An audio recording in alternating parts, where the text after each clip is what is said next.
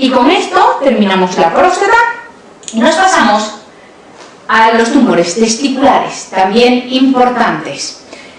Fijaros, muy sencilla la relación entre el tumor testicular y los marcadores tumorales, alfa-fetoproteína y beta-HCG. En este caso, nunca secretan alfa-fetoproteína los seminomas puros. Aquí también muy sencillo, habría que buscar la alfa-fetoproteína como relacionada con el cáncer testicular. Y esta pregunta sí que es francamente muy importante, porque nos describe un paciente en el que sospechamos un tumor testicular. La mera sospecha de un tumor testicular, que encima en este caso parece que se confirma con una ecografía testicular que demuestra una masa intraparenquimatosa, ante esa duda clínica, insisto, en este caso además se apoya con una ecografía, hay que hacer sí o sí una orquiectomía radical, es decir, una orquiectomía inguinal. Nunca se debe atravesar un escroto y nunca se debe biopsiar una sospecha de tumor testicular. ¿Por qué razón? Fijaros, si recordáis la embriología, que ya sé que no, los testículos se forman en el retroperitoneo, justo al lado de las vértebras, más o menos, y luego descienden, dejando a su paso el conducto inguinal, bla, bla, bla, al escroto. Bien, ya sabéis que el cáncer testicular principalmente metastatiza por vía linfática. ¿Y dónde están los linfáticos de los testículos? Pues en esa vía natural, sus linfáticos están en el retroperitoneo. En cambio, el escroto es piel, ectodermo, otra capa embrionaria diferente. Y por lo tanto, su drenaje linfático es hacia los ganglios inguinales. Y hacer una linfadenectomía inguinal, si fuera necesario, implica reconstrucciones brutales con colgajos musculares, etcétera, etcétera. Y por lo tanto, nunca hay que atravesar el escroto, porque hay que evitar que el testículo se disemine de cualquier otra forma que no sea la suya natural. Jamás se atraviesa un escroto y jamás se biopsia un testículo, jamás. Ante la mera sospecha hay que hacer orquiectomía por varias razones. La primera, porque son tumores malignos que pueden matar al paciente, que son pacientes jóvenes y además con una tasa de curación del 90-95%. Por lo tanto hay que ir a por todas. Ante la mínima duda, fuera. Y la segunda, y muy importante, es que es un órgano doble. Por lo tanto se puede prescindir de uno sin demasiadas consecuencias. Bien, los tumores testiculares, como hemos dicho, tasa elevada de curaciones, a pesar de que al diagnóstico hasta el 40% ya presentan metástasis. En su mayoría, la principal vía de diseminación es linfática, excepto un caso concreto que luego comentaremos. Son pacientes jóvenes, normalmente en la tercera, cuarta década de la vida. Y siempre en el tratamiento vamos a por todas. Desconfiad de las preguntas que os hablen de tratamiento paliativo en un tumor testicular, de fase terminal de un tumor testicular. Desconfiad de este tipo de respuestas, porque la tasa de curaciones es elevada si son pacientes jóvenes, así que siempre vamos a por todas. Siempre a por todas. Otra cosa muy importante son los factores de riesgo. Ese es un tema muy delicado porque hay muchas preguntas de MIR muy antiguas por ahí circulando en las que se ha dado como válidas respuestas que hoy son intolerables.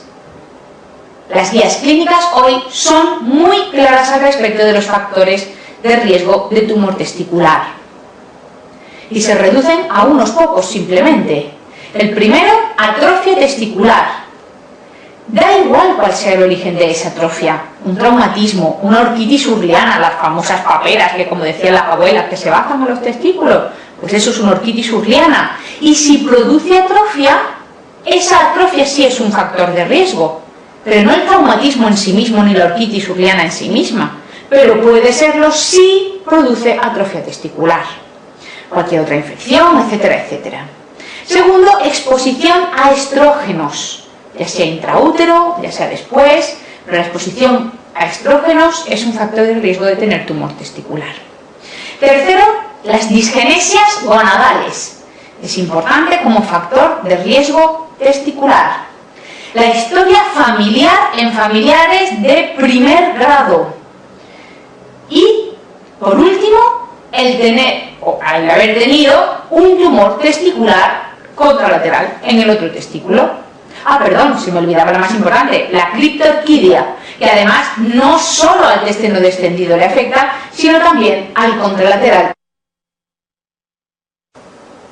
En cuanto a los tipos, los más importantes los resumimos en esta tabla que tenéis ahora mismo delante. Veis que en los niños es más frecuente es el del tumor del seno endodérmico o del saco vitelino. Recordad que es lo mismo y lo podéis encontrar indistintamente de las dos formas.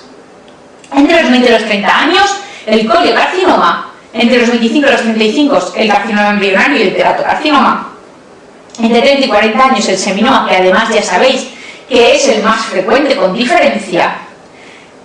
Y por último, destacar que en mayores de 50 años cualquier tumor testicular se trata de un linfoma hasta que no se demuestre lo contrario.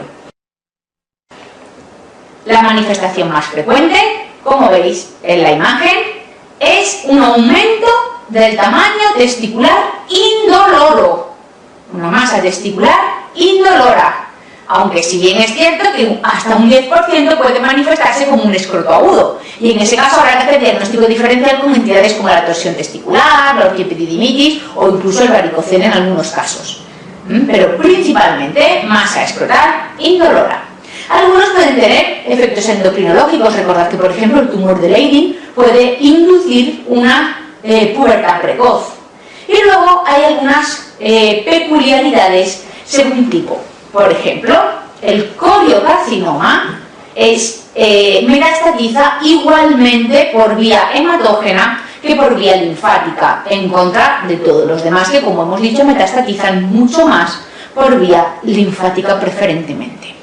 Y fijaros, el seminoma, que es el más frecuente, además ya hemos hablado de él, es tan importante y tan frecuente que en general se dividen los tumores testiculares en dos grupos, seminoma y no seminoma.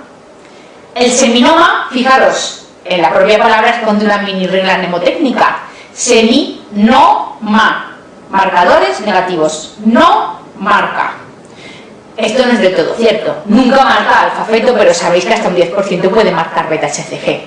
Pero en general, como regla mnemotécnica, no está mal recordar que el seminoma no es de mejor pronóstico que el no seminoma y es sensible a quimio y radioterapia.